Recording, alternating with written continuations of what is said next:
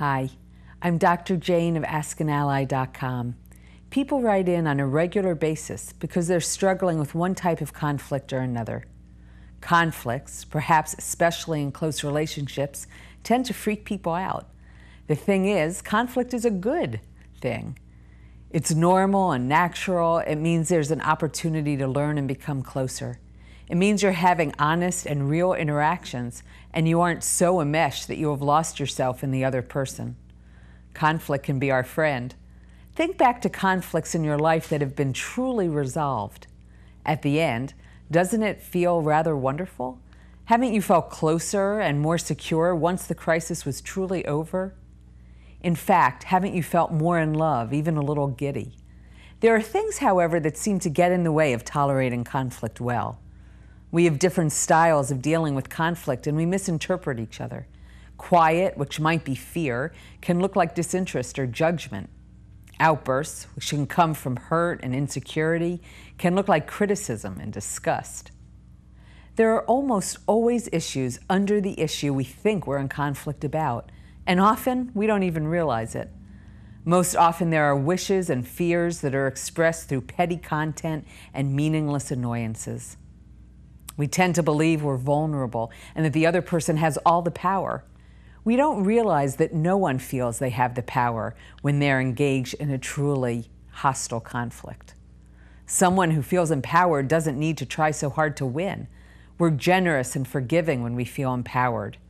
Hostility is born of fear. Conflict can be uncomfortable, especially because we often don't trust it. We don't trust ourselves and others in the conflict. We tend to let go of all we know about the strengths of our relationship and our connection. We confuse anger for violence or hate.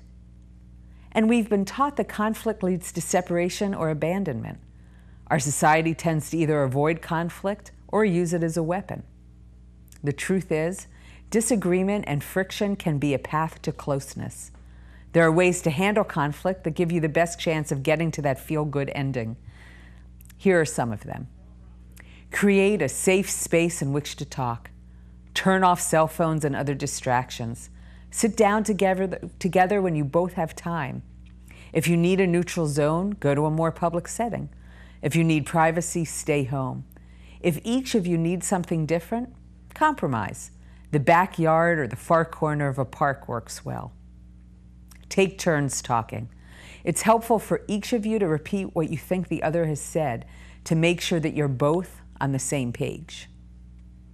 Start with each of you naming your fears and your goals in having the conversation.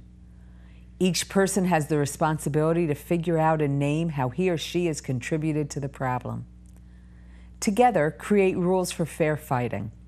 Some examples are take turns, no name calling, no blame, no physical aggression. Agree to take breaks if you need them in the conversation and determine how long they'll last. The use of I statements. Stay in the present.